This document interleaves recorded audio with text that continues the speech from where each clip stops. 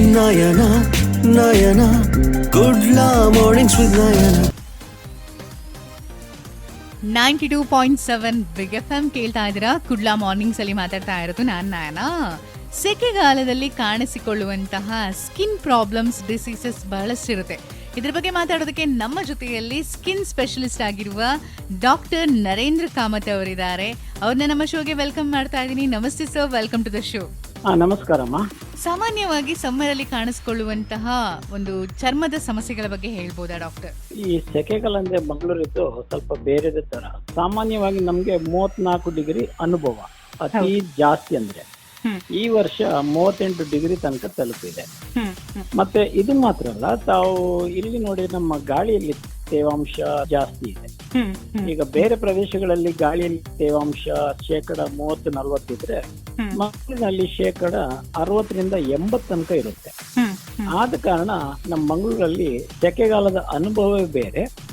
ಅದೇ ಕಾರಣ ಸೆಕೆಗಾಲದಲ್ಲಿ ಆಗುವ ಏನಾದ್ರೂ ಚರ್ಮ ರೋಗಗಳು ಸ್ವಲ್ಪ ಬೇರೆವೆ. ಅಂದ್ರೆ ಇಡೀ ದಿನ ಮೈ ಮೇಲೆ ಬೆವರು ಬರ್ತಾ ಇರುತ್ತೆ, ಚರ್ಮ ಒದ್ದೆ ಆಗ್ತಾ ಇರುತ್ತೆ, ಬಟ್ಟೆ ಒದ್ದೆ ಆಗುತ್ತೆ. ಆದ ಕಾರಣ ಬೇರೆ ಕಡೆ ಇಲ್ಲದ್ದು ನಮ್ಮ ಮಂಗಳೂರು, ಅದು ಕರಾವಳಿ ಪ್ರದೇಶದಲ್ಲಿ ಜಾಸ್ತಿ. ಈ ವರ್ಷ ಅದು ಇನ್ನೂ ಜಾಸ್ತಿ ಆಗಿದೆ. ಈಗ ತಾವು ಹೇಳೋದಂದ್ರೆ ನಮ್ಗೆ ಸರ್ವೇ ಸಾಮಾನ್ಯ ತುಳು ಭಾಷೆಯಲ್ಲಿ ಬೆವರ್ಸಲೆ ಅಂತ ಹೇಳ್ತಾರೆ. ಮತ್ತೆ ಕೆಲವರು ಕನ್ನಡದಲ್ಲಿ ಏನಂದ್ರೆ ಬೆವರು ಬೊಕ್ಕೆ ಅಂತ ಹೇಳ್ತಾರೆ. ಮತ್ತೆ ನಮ್ಮ ಇಂಗ್ಲಿಷ್ ಅಲ್ಲಿ ಪ್ರಿಕ್ಲಿ ಹೀಟ್ ಅಂತ ಹೇಳ್ತಾರೆ.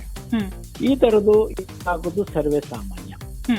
ಯಾವ ಜಾಗದಲ್ಲಿ ಇದಾಗ್ತಂದ್ರೆ ತಾವು ಕೇಳಿದ್ರೆ ಹೆಚ್ಚಾಗಿ ಬೆನ್ನಿನ ಮೇಲೆ, ಮತ್ತೆ ನಮ್ಮ ಏನ್ ಹೇಳೋದಂದ್ರೆ ದೇಹದ ಸಂದು ಭಾಗಗಳು, ಕುತ್ತಿಗೆ ಬದಿ ಇರಬಹುದು, ಕಂಕುಳ ಜಾಗ ಇರಬಹುದು, ಇಲ್ಲ ಹೆಣ್ಮಕ್ಳಿಗೆ ಎದೆ ಮೇಲೆ ಇರಬಹುದು, ಎದೆ ಕೆಳಗೆ ಇರಬಹುದು, ಸ್ಥೂಲಕಾಯದವರಿಗೆ ಹೊಟ್ಟೆ ಮೇಲೆ ಇರಬಹುದು, ಮತ್ತೆ ಬಹಳಷ್ಟು ಮಂದಿಗೆ ತೊಡೆಯ ಆಜುಬಾಜಿನಲ್ಲಿ ಅಂದ್ರೆ ಅಕ್ಕಪಕ್ಕದಲ್ಲಿ ಇದು ಆಗ್ತಾ ಇರುತ್ತೆ.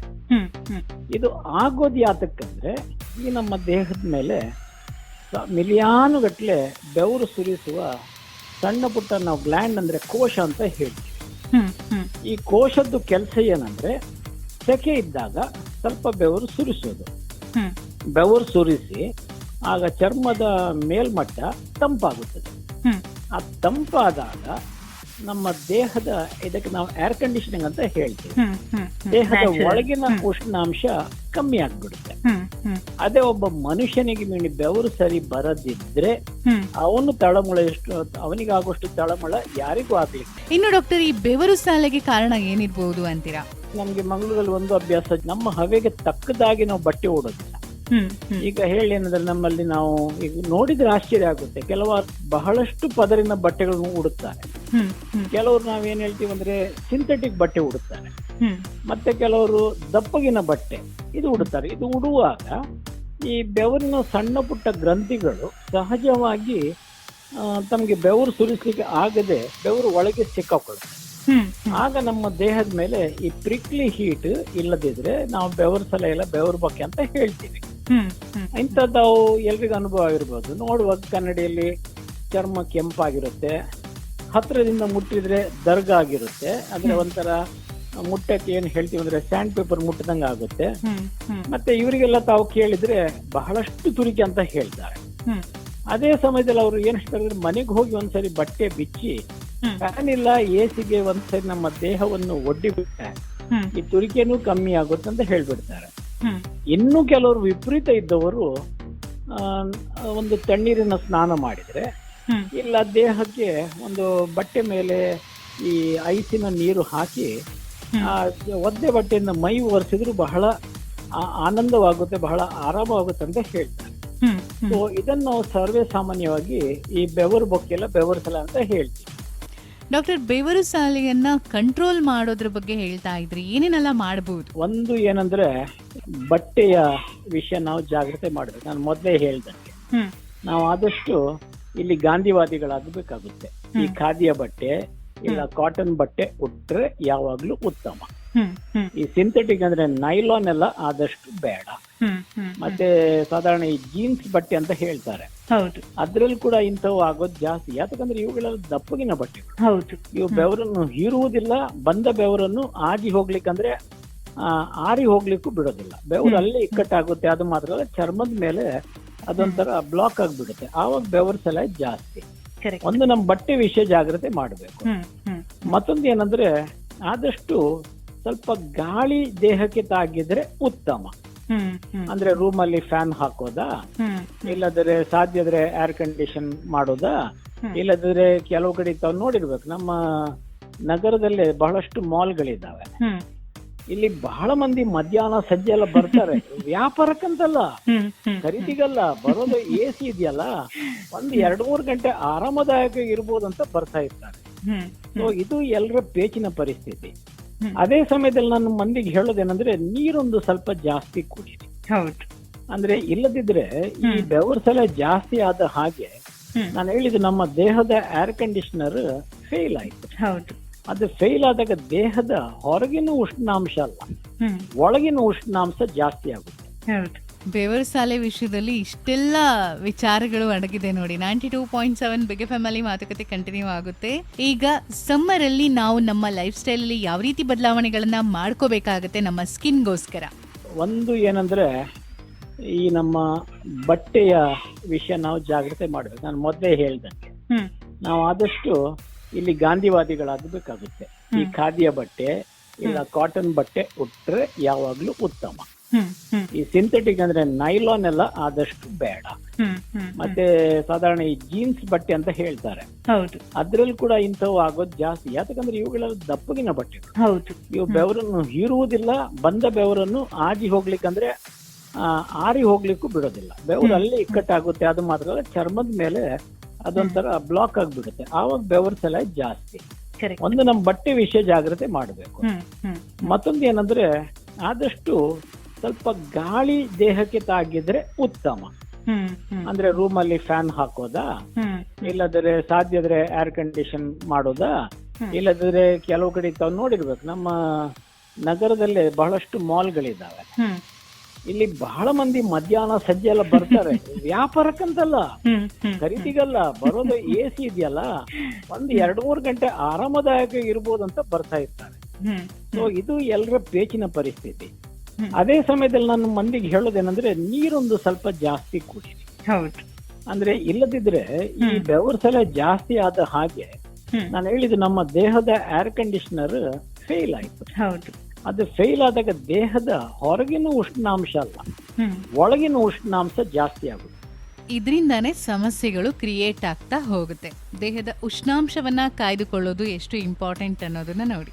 ಡಾಕ್ಟರ್, ದೇಹದ ಒಳಗಿನ ಉಷ್ಣಾಂಶ ಅನ್ನೋದು ಏರಿಕೆ ಆಗೋದ್ರ ಬಗ್ಗೆ ಮಾತಾಡ್ತಾ ಇದ್ರಿ. ಅದರಿಂದ ಏನೇನೆಲ್ಲ ಸಮಸ್ಯೆಗಳು ಆಗತ್ತೆ ಅದ್ರ ಬಗ್ಗೆ ಹೇಳ್ಬೋದಾ? ಒಳಗಿನ ಉಷ್ಣಾಂಶ ಜಾಸ್ತಿ ಆದಾಗ ನಮ್ಮ ಮಿದುಳಿಗೆ ಸ್ವಲ್ಪ ಏಟಾಗುತ್ತೆ.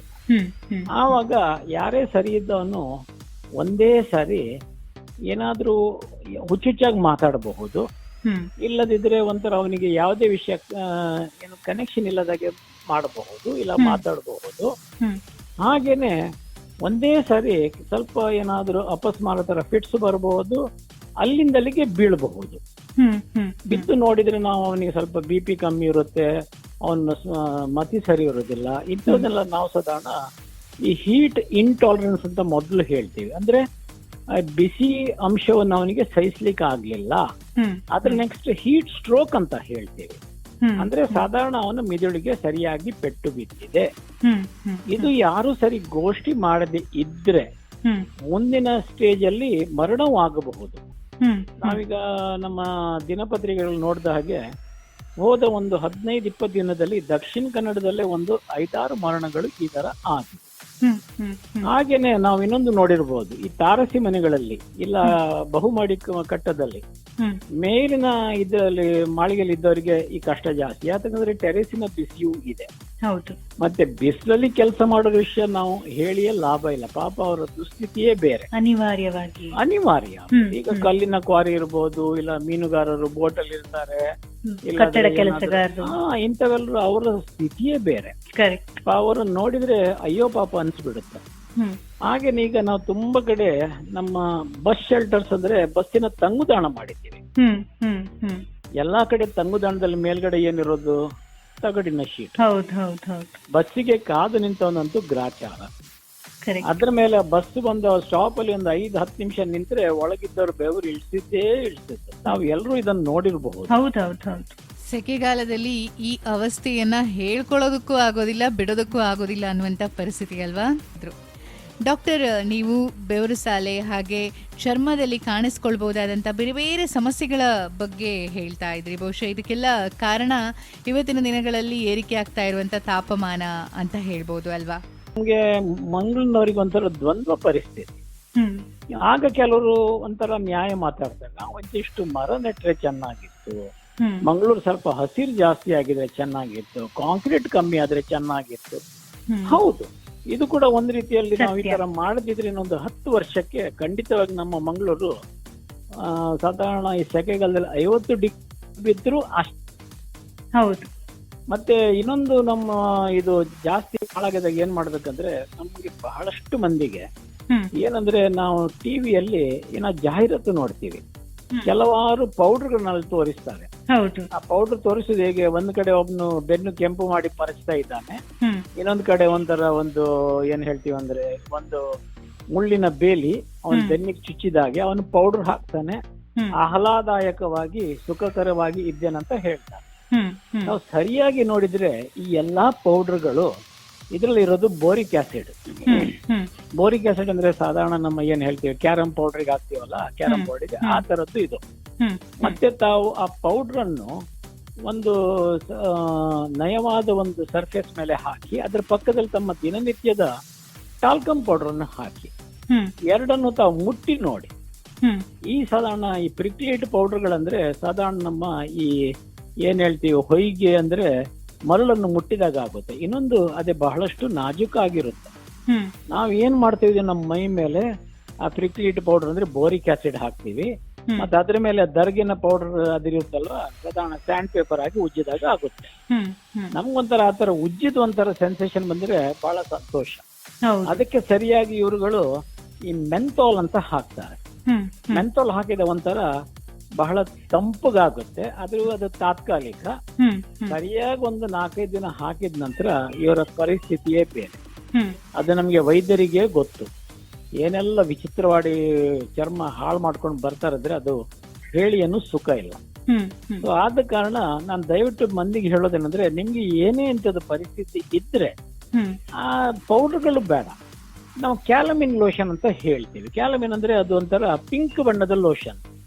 ಯಾವುದೇ ಮೆಡಿಕಲ್ ಶಾಪ್ ಅಲ್ಲಿ ಹೋಗಿ ಕೇಳಿ, ಅದು ಸಿಗುತ್ತೆ. ಆ ಲೋಷನ್ ನಿಮ್ಮ ಮೈಗೆ ಹಚ್ಕೊಳ್ಳಿ, ತುಂಬಾ ಆರಾಮವಾಗುತ್ತೆ. Okay, skin special. ಇನ್ನು ಡಾಕ್ಟರ್, ಈಗ ತಾಪಮಾನ ಏರಿಕೆಯಿಂದಾಗಿಯೇ ನಮ್ಮ ಒಂದು ವಾತಾವರಣದಲ್ಲಿ ಉಷ್ಣತೆ ಜಾಸ್ತಿ ಆಗ್ತಾ ಇದೆ, ಇದರಿಂದ ನಮ್ಮ ದೇಹದಲ್ಲಿ ಬದಲಾವಣೆಗಳಾಗ್ತಾ ಇದೆ. ಬಹುಶಃ ಅದನ್ನ ಕಡಿಮೆ ಮಾಡಿದ್ರೆ ಖಂಡಿತವಾಗಿಯೂ ಬಹಳಷ್ಟು ಸಮಸ್ಯೆಗಳಿಂದ ಮುಕ್ತಿ ಅಂತ ಹೇಳ್ತಾ ಇದ್ರಿ ಅಲ್ವಾ? ಸುತ್ತಮುತ್ತ ನಾವು ಸ್ವಲ್ಪ ಉಷ್ಣಾಂಶವನ್ನ ಕಡಿಮೆ ಮಾಡಬೇಕು ಅನ್ನುವಂಥದ್ದು. ಮಂಗಳೂರು ಒಂದು ಹೆದರಿಕೆ ಏನಂದ್ರೆ, ನಾವು ಎಲ್ಲರೂ ಕಿಟಕಿ ಬಾಗಿಲನ್ನು ಯಾವಾಗ್ಲೂ ಬಂದ್ ಮಾಡಿ ಇಡ್ತೀವಿ. ಹೌದು. ಯಾಕೆ, ಹಗಲಲ್ಲಿ ಸೊಳ್ಳೆ, ರಾತ್ರಿಗೆ ಕಳ್ಳ ಎಲ್ಲ ಹಾವು ಬರುತ್ತಂತ ಹಾಕ್ಬಿಡ್ತೀವಿ. ಆದ್ರೆ ಮನೆಯೊಳಗಿನ ಉಷ್ಣಾಂಶ ಭಾರಿ ವಿಪರೀತವಾಗಿರುತ್ತೆ. ಆದ ಕಾರಣ ಇಂಥ ಮನೆಗಳಿಗೆ ತಾವು ಒಂದೇ ಸಾರಿ ಹೊಕ್ಕಿ ಬಿಟ್ರೆ ಒಂಥರ ಅಲ್ಲಿಯ ಬಿಸಿಯೇ ಬೇರೆ. ಅದೇ ಫ್ಲಾಟ್ ಗಳಲ್ಲಿ ಆ ಸುಖ ಅವರದ್ದು ಬೇರೆ. ಕಿಟಕಿ ಬಾಗಿಲು ಬಿಚ್ಚಿದ್ರೆ ಯಾರು ಹೊರಗೆ ಬರುದಿಲ್ಲ. ಆದ್ರೆ ಈ ಸಾಧಾರಣ ಹೇಳಿದ್ರೆ ಒಂದೊಂದು ಇರೋ ಮನೆಗಳಿದಾವಲ್ಲ, ಇಲ್ಲಿ ಬಹಳಷ್ಟು ಕಷ್ಟ ಇದೆ. ಎಸ್, ಇದು ಸಮ್ಮರ್ ಅಲ್ಲಿ ನಾವು ಎಚ್ಚರಿಕೆ ವಹಿಸಿದ್ರೆ ಒಂದಿಷ್ಟು ಆರಾಮದಾಯಕವಾಗಿ ಇರಬಹುದು ಅಂತ. ಎಲ್ಲದಕ್ಕಿಂತ ದೇಹವನ್ನ ಕೂಲ್ ಆಗಿಟ್ರೆ ಸ್ಕಿನ್ನಿಗೂ ಸಹ ಆರಾಮ ಅಂತ. ಸಹಜ. ಅಂದ್ರೆ ಈ ಸಮಯದಲ್ಲಿ ಸಾಂಕ್ರಾಮಿಕ ರೋಗಗಳು ಸ್ವಲ್ಪ ಜಾಸ್ತಿಯೇ. ಯಾಕಂದ್ರೆ ಇವಾಗ ವಿಪರೀತ ಮಾವಿನ ಹಣ್ಣು, ಹಲಸಿನ ಹಣ್ಣು ಬರ್ತಾವೆ. ಸಾಧಾರಣ ನಾವು ಯಾವುದೇ ಅಂಗಡಿಯ ಹತ್ರ ಕೇಳಿದ್ರೆ ನಾನು ತಂದ ಹಣ್ಣುಗಳ ಒಂದು 20% ಕೊಳ್ತು ಹೋಗ್ತವೆ. ಆ ಕೊಳ್ತೋದನ್ನೆಲ್ಲ ಬಿಸಾಡಿ ಬಿಡ್ತಾರೆ. ಅದು ಅದ್ರ ಒಟ್ಟಿಗೆ ನೊಣನು ಬಂದ್ಬಿಡುತ್ತೆ. ನೊಣ ಬಂದಾಗ ಬೇರೆ ಬೇರೆ ರೋಗ ರುಜಿನಗಳು ಬರುದು ಇರ್ತವೆ. ಆದ ಕಾರಣ ನಮ್ಮ ಇಲ್ಲಿ ಏನಂದ್ರೆ ಅತಿಸಾರ, ಬೇದಿ, ಕಾಲರ್ ಎಲ್ಲ, ಟೈಫಾಯ್ಡ್ ಎಲ್ಲ ಬರೋದಾಗೆ ನಾವು ನಮ್ಮ ಜಾಗ್ರತೆ ಮಾಡೋಣ. ಈಗ ಉದಾಹರಣೆಗೆ ನೋಡಿ, ಕೇರಳದಲ್ಲಿ ಸ್ವಲ್ಪ ಲೆಕ್ಕ ತಪ್ಪಿ ನಮ್ಮ ಈ ಕೋಸ್ಟಲ್ ಕೇರಳ ಅಂದ್ರೆ ಕರಾವಳಿ ಕೇರಳದಲ್ಲಿ ಈಗ ಬಹಳಷ್ಟು ಹಿಪಟೈಟಿಸ್ ಎ ಅಂದ್ರೆ ಈ ಜಾಂಡಿಸ್ ಅಂತ ಹೇಳ್ತೀವಲ್ಲ, ಅದೀಗ ಬಹಳವಾಗಿದೆ. ಹಿಪಟೈಟಿಸ್ ಹೆಚ್ಚಾಗಿ ಬರೋದು ಸ್ವಲ್ಪ ಕಲುಷಿತ ನೀರು ಇಲ್ಲ ಆಹಾರದಿಂದ. ಆದ ಕಾರಣ ನಾವು ಸ್ವಲ್ಪ ಜಾಗ್ರತೆ ಮಾಡೋಣ. ಡಾಕ್ಟರ್, ಇಲ್ಲೊಂದು ಪ್ರಶ್ನೆ ಇದೆ ಅಂತ ಹೇಳ್ತಾ ಇದ್ದೆ ನಾನು. ಡಾಕ್ಟರ್, ಸಮ್ಮರ್ ಅಲ್ಲಿ ಬಿಸಿ ನೀರಿನ ಸ್ನಾನ ಒಳ್ಳೇದಾ ಅಥವಾ ತಣ್ಣಗಿನ ನೀರಿನ ಸ್ನಾನ ಒಳ್ಳೇದಾ? ಇದ್ರ ಬಗ್ಗೆ ಒಂದಿಷ್ಟು ಡೌಟ್ಸ್ ಇದೆ ಕೆಲವರಿಗೆ, ಅದನ್ನ ಕ್ಲಿಯರ್ ಮಾಡ್ಬೋದಾ? ಈ ಸೀಸನ್ ನಿಜವಾಗಿ ತಣ್ಣೀರು ಬಹಳ ಉತ್ತಮ ಸ್ನಾನಕ್ಕೆ. ಹ್ಮ್ ಆದ್ರೆ ಕೆಲವರಿಗೆ ಪಾಪ ತಣ್ಣೀರಲ್ಲಿ ಸ್ನಾನ ಮಾಡಿದ್ರೆ ಏನಾದ್ರೂ ದಂಬುಗಟ್ಟೋದು, ಇಲ್ಲದಿದ್ರೆ ಸ್ವಲ್ಪ ನಡುಕ ಉಂಟಾಗುವುದು, ಹ್ಮ್ ಕೆಲವರಿಗೆ ತಣ್ಣೀರು ಮೈ ಮೇಲೆ ಸುರಿದಾಗ ಮೈ ಮೇಲೆ ದಡಿಕೆಗಳು ಬರೋದಿರುತ್ತೆ. ಹ್ಮ್ ಹ್ಮ್ ಬಿಸಿ ನೀರು ಯಾರು ಹೇಳೋದಂದ್ರೆ, ಯಾರಿಗೆ ಮೈ ಮೇಲೆ ವಿಪರೀತ ಈ ಪ್ರಿಕ್ಲಿ ಹೀಟ್ ಇಲ್ಲದ್ರೆ ಈ ಸೆಕೆದು ಬೊಕ್ಕೆ ಆಗಿದಾವಲ್ಲ, ಅವರುಗಳು ಬಿಸಿ ನೀರನ್ನು ಸುರಿಯೋದು ಹೇಳೋದು.